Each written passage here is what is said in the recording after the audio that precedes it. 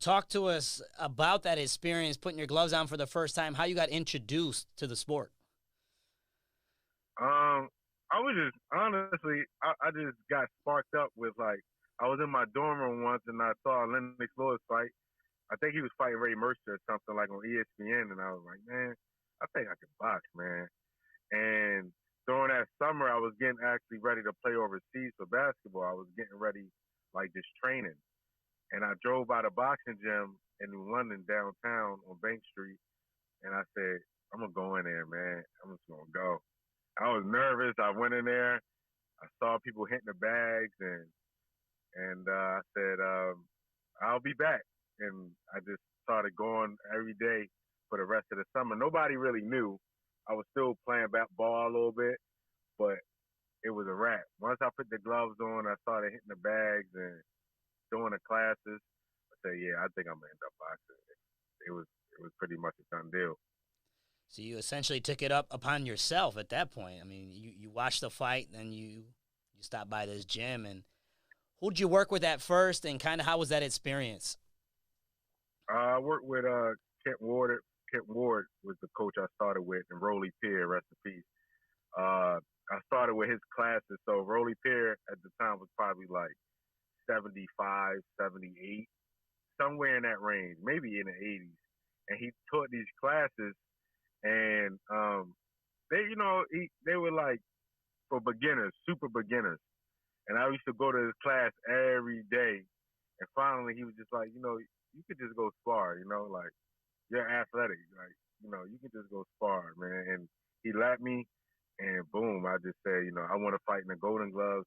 They let me for the first after 4 months, they let me fight the novice Golden Gloves in New England, and I won it. So I was like, yeah, I could do it. So I just stuck with it. So you're saying that essentially under 150 days, less than 100, you hopped into the Golden Gloves in the Northeast. Yeah, Wow. yeah. Talk to us about It that. I wasn't. mean, It you went wasn't. from training in a class to jumping. Talk to me, excuse me, about that. I mean, Yeah, it wasn't. It wasn't. It wasn't long. It was just. I just knew I was going. I just knew I was going to do it. I felt like it's not one of them things you can go to every day and not want to fight. Like I just couldn't. Plus, I was coming from college where I was competing and I played in every game and that type of thing. So I was still like in that competitive mode. Maybe like it's either one or the other. And if I can fight and nobody knows it, like nobody really knew, I just was doing it on the low, and I said yeah, and I didn't really have pressure, I just like I'm gonna go do it, and nobody can tell me anything about it because I'm the first person that is doing it in my family, so they can't critique me. You know what I mean? So I'm gonna do it. yeah, that definitely takes some of the pressure off. I can imagine. I mean, you just showed up and no one knows who you are. You're not really ranked at that point in the amateur, field. So that's that takes a lot of the pressure off. As so you won the Golden Gloves. You were competing at heavyweight at that point as well. Yeah, I was fighting the Golden Glove. That year was novice, so that year, yeah, heavyweight. Yeah, all heavyweight. Yeah. So after you go to this tournament, you see how things operate. That set a fire under you. What was kind of the next step after that? Well, I beat the guy that was supposed to win it for novice, and he had like 9 fights to my. I think that was my first fight fighting him. So he was like he lost in the championship the year before.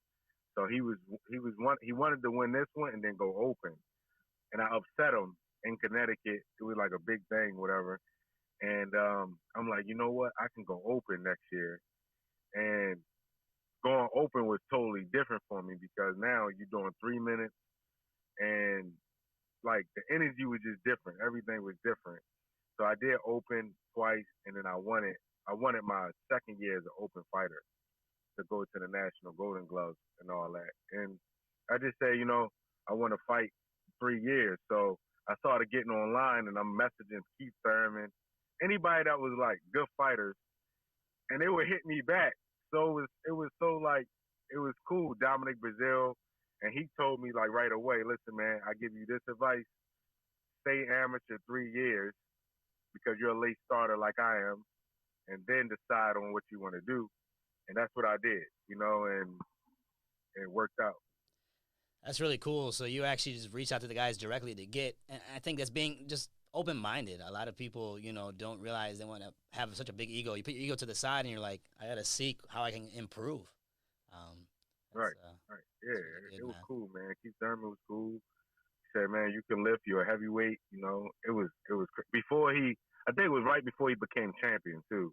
But those guys would just hit me right back, man. It was cool. I was on Facebook messaging everybody and just seeing who would just say, give me some advice, and it was cool. Definitely. So